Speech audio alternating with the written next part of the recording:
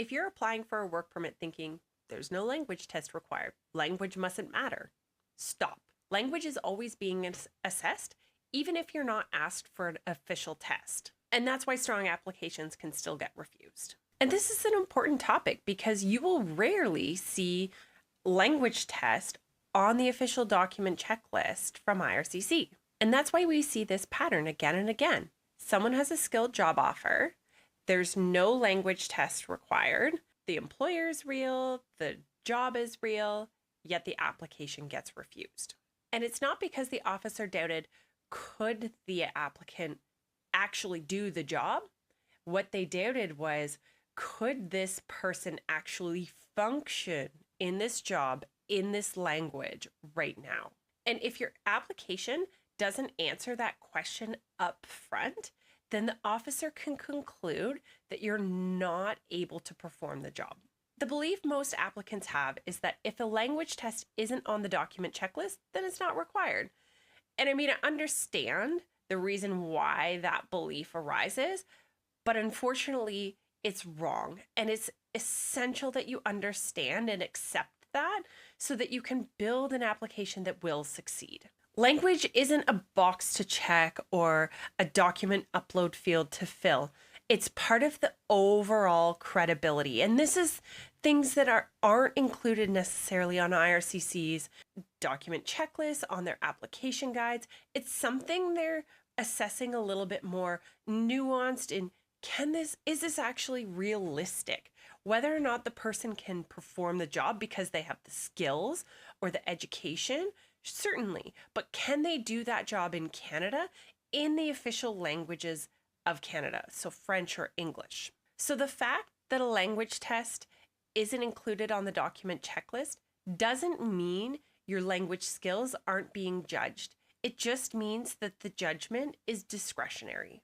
Now, demonstrating English or French language capabilities isn't required in every case, but it often is, especially in the cases I'm about to describe. So number one, skilled or professional roles. If your job requires independent judgment, complex thinking, reporting, or problem solving, IRCC is going to expect that you have sufficient language skills in English or French to be able to operate at that level within the Canadian organization in English or French. And whether or not the language test is on the document checklist, failing to address and demonstrate language skills here is risky. Number two is client or public-facing work. If you interact with clients, customers, patients, the public, then demonstrating you can do so in English or French is absolutely necessary. And number three,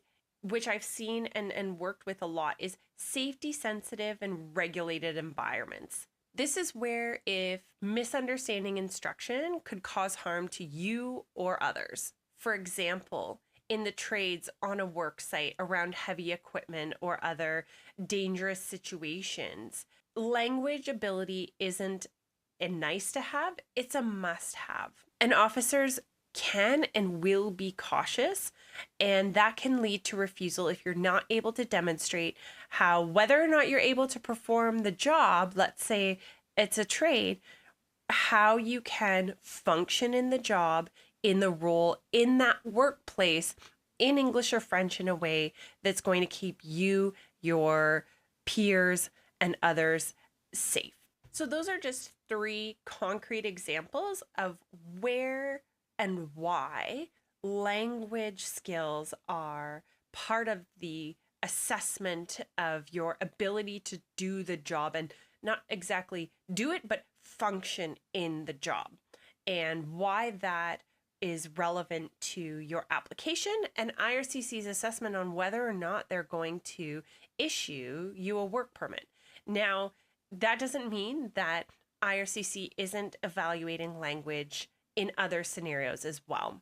You can bet that IRCC is going to be applying judgment around language even more strictly as they attempt to reduce the number of work permits being issued. So even if you're not working in one of the scenarios I just described, if the workplace in Canada is in English or French, IRCC needs to be able to demonstrate not only are you qualified to do the role, but can you actually function in the job, in the workplace, in English or French. So if your background is working in a different language, you need to bridge the gap regardless of the occupation you'll be performing in Canada. So let's dive into what that can look like.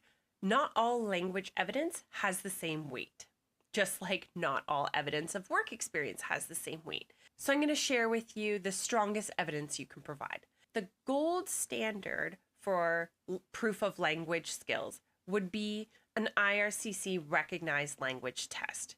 And if you just Google IRCC English or French test, you'll find the types of language tests that they recognize, and providing one of those tests is by and large the best way to demonstrate language skills.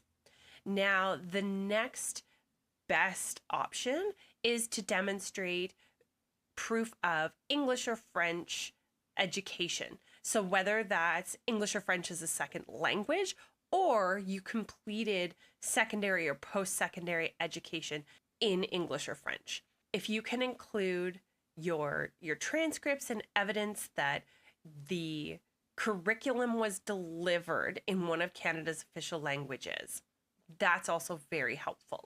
The next best thing would be proof of professional experience that you have in English or French, and that could be letters or other evidence of projects completed or verification from past clients of work completed in English or French. And finally, work samples or employer attestations confirming real-world ability to perform the work in English or French. The worst evidence is no evidence, because silence forces an officer to guess, and officers will always err on the side of caution, which means you're likely to get refused. So one thing to remember from this episode is that language is being assessed even when you're not asked for an official test. If your application doesn't show how you can communicate in the working language, the officer is allowed to doubt you, and if they doubt you, they can refuse your application. Now, here's where everything comes together. Even when you have the skills, you have the language ability, applications can still be refused. Why? Because officers aren't just looking at whether you included evidence, they're looking at whether you've included enough evidence to convince them that you're able to perform the job. So in the next episode, we're going to address what enough evidence actually looks like and why a technically complete application can still get refused. And if you want additional guidance, templates, and tools to prepare your application, make sure you check out Navio HQ. It's your hub for all things Canadian immigration, with guidance, tools, templates created by the experts at Navio, and is totally free to you. Just click the link in the pinned comments to join. And don't forget to subscribe so you get notifications when new episodes drop, and make sure to share our channel with a friend who would find it helpful too. See you next time.